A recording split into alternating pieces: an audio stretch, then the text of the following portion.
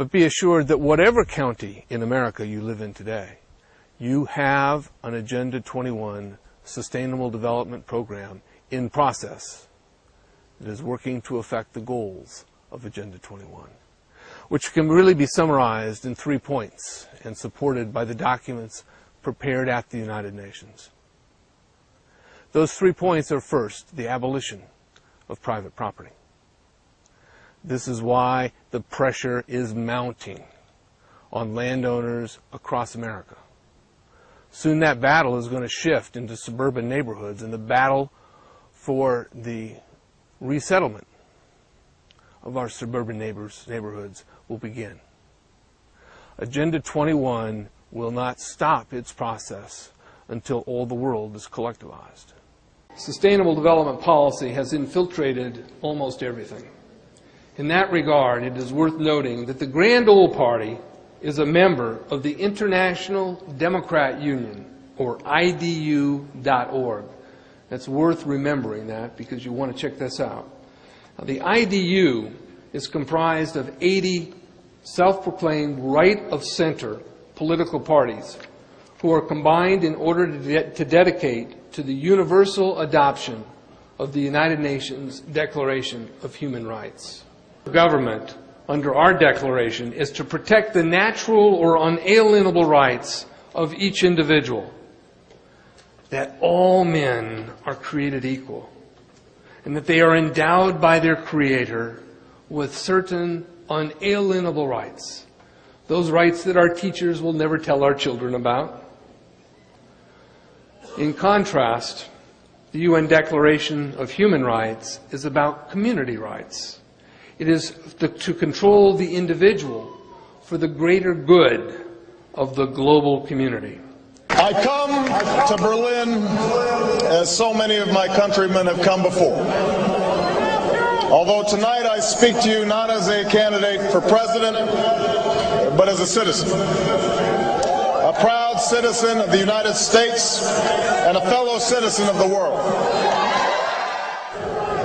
While the 20th century taught us that we share a common destiny, the 21st century has revealed a world more intertwined than at any time in human history. The fall of the Berlin Wall brought new hope, but that very closeness has given rise to new dangers. Dangers that cannot be contained within the borders of a country or by the distance of an ocean. Think about it. The terrorists of September 11th plotted in Hamburg and trained in Kandahar and Karachi before killing thousands from all over the globe on American soil.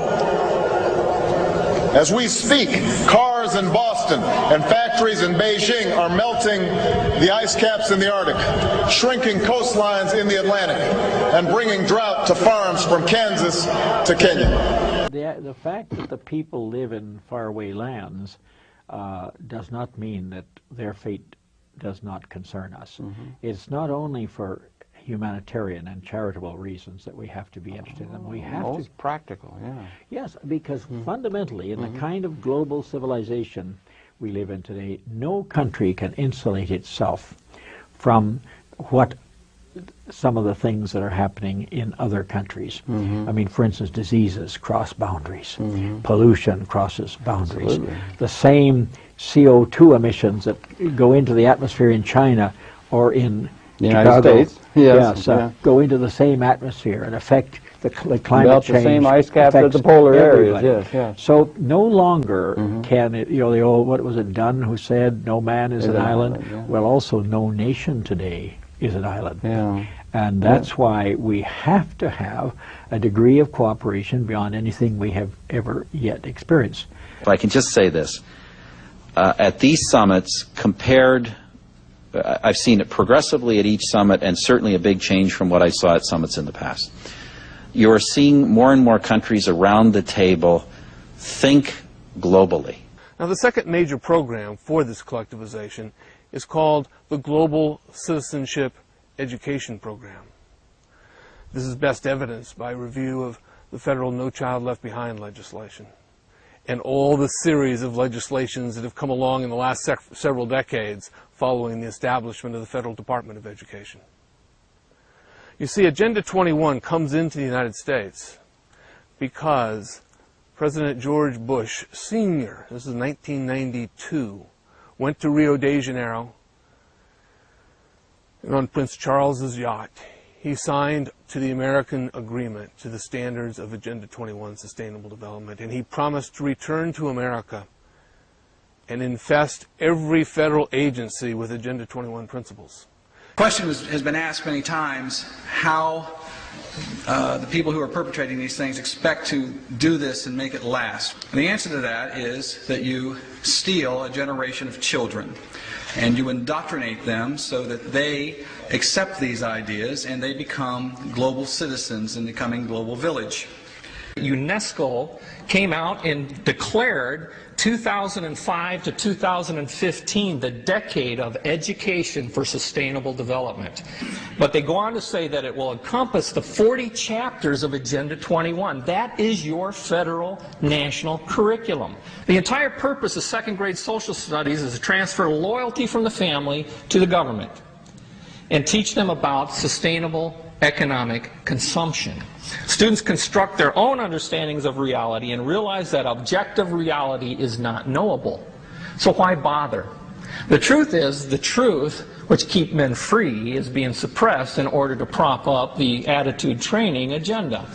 Generally, more highly educated people who have higher incomes consume more resources than poorly educated people who tend to have lower incomes. In this case, more education increases the threat to sustainability. I think that this will be the moment at which the people who have been plotting this for the last 20 years will finally get what they want, which is this nucleus which can then be grown into a world government. Let's go to Sir Maurice Strong, a senior official of the UN. He has long been quite open about his desire to establish a world government, by which he does not mean a democratic government. Nations must accept responsibility for the consequences of their actions on others. In my view, We are united as one family on one home in this universe, and it's called the Earth, and it is the home of all of us.